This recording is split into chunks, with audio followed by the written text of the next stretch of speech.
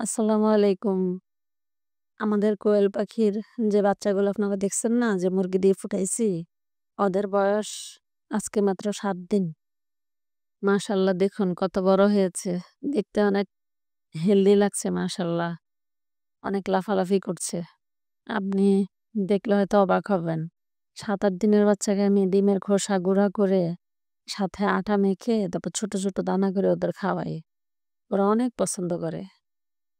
মানে এগুলো যদি আপনি মানে ২-৩ দিনের পর থেকে আপনি যদি এভাবে খাওয়ান, ওদের একটা অভ্যাস থাকবে, অভ্যাস হয়ে যাবে। তখন মানে ওরা এগুলোর জন্যই বেশি ইয়ে হবে। আর বিশেষ করে এগুলো খেলে আপনার এই যে মানে আপনার টাকাও বাঁচবে। আপনার এই যে বাজারে ফিড খাওয়াই, আপনি কয় টাকার কোয়েল পাখি আপনি ইয়ে করেন, মানে আপনার খামারে আছে। ফিডের যে দাম, ফিড কিনতে, কিনতে আপনার অবস্থা খারাপ হয়ে যাবে। অতএব আমি মনে করি ফিডের পাশাপাশি ফিড খাওয়াবেন, কারণ ফিড ছাড়া ওরা এত কিছু তো এইভাবে সম্ভব না। ফিড খাওয়াবেন, পাশাপাশি এই খাবারগুলো মানে বিশেষ করে দিনে ১-২ বার দিবেন। তাহলে দেখবেন ফিডের উপর আপনার অনেক চাপ কমে যাবে। আর আপনার টাকাও বেঁচে যাবে। আপনার খরচ অনেক কমবে। আর যত আপনার খামার যখন দিবেন, ছোট হোক বড় হোক, আপনার খরচ যত কমবে, আপনার লাভ তত বেশি থাকবে। এটা সবসময় মনে রাখবেন। আপনারাও চেষ্টা করবেন এই নিয়মে এভাবে পাখি পালার জন্য।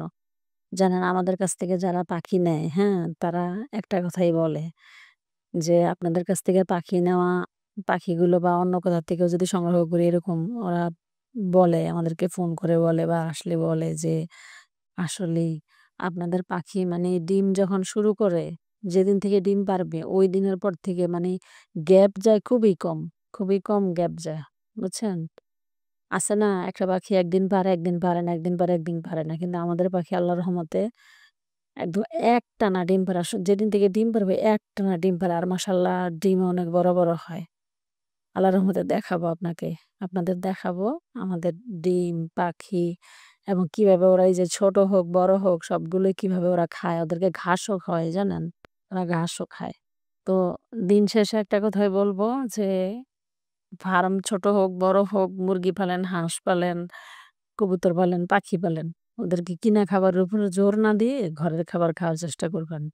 আর ঘরের খাবারের মানে যেই পাখি বা পশু আপনি পালবেন, ওইটা বেশি শক্তিশালী হবে। ওইটা বেশি ভালো থাকবে। ওটার রোগ প্রতিরোধক ক্ষমতা বেশি থাকবে। যখন তখন চাইলেই এর অসুখ হবে না, এরকম। ইনশাআল্লাহ আশা করি আপনারা লাভবান হবেন আর সফল হতে পারবেন।